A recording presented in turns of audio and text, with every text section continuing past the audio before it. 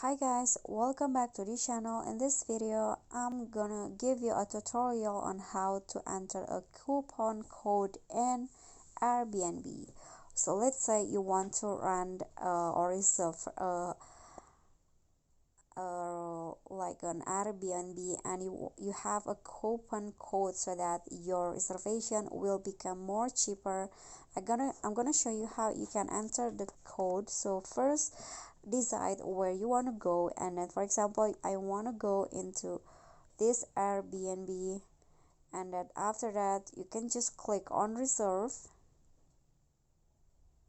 and here just scroll down until you find the payment options in here, and then if you want just click on enter a coupon, and here you can just type in or enter your coupon code and then click on apply, and then after that you can just go back and see if the coupon is available, and the price will be reduced in here.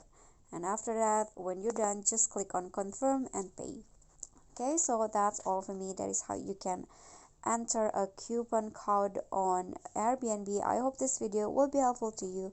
Thank you guys so much for watching. If you enjoyed the video, please give me a like and smash that subscribe button down there, and also don't forget to leave a comment. That's it from today's. Bye.